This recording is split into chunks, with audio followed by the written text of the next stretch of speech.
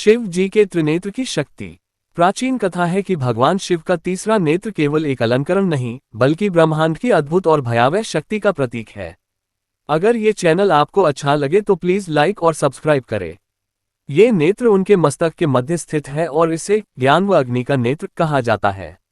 एक बार माता पार्वती शिव जी के साथ कैलाश पर क्रीड़ा कर रही थी। पार्वती जी ने मजाक में शिव जी की आंखों को अपने हाथों से ढक लिया।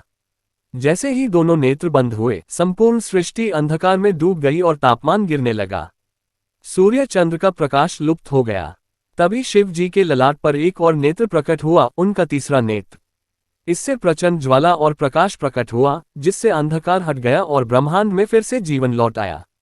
ये तीसरा नेत्र केवल प्रकाश देने के लिए नहीं, बल्कि अधर्म और अन्याय के विनाश का भी साधन है।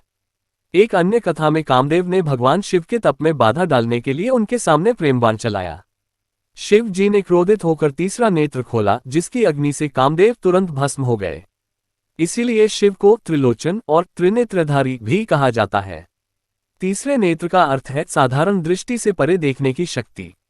ये सत्य और असत्य, धर्म और अधर्म सबका भेद जानता है। जब शिव जी का ये नेत्र खुलता है तो इसका अर्थ है कि संसार में अत्याचार की सीमा पार हो चुकी है और अब विनाश द्वारा संतुलन स्थापित किया जाएगा। त्रिनेत्र हमें ये संदेश देता है कि केवल बाहरी आंखों से देखने से सत्य नहीं मिलता, हमें आंतरिक ज्ञान की दृष्टि भी विकसित करनी चाहिए। ये नेत्र शिव की ऊर्जा, ज्ञान और न्याय का प्रतीक है, जो सृष्टि की रक्षा और पाप के संहार के लिए सदा तत्पर है। हर हर महादेव। अगर ये चैनल आपको अच्छा लगे तो प्लीज लाइक और सब्सक्राइब करें।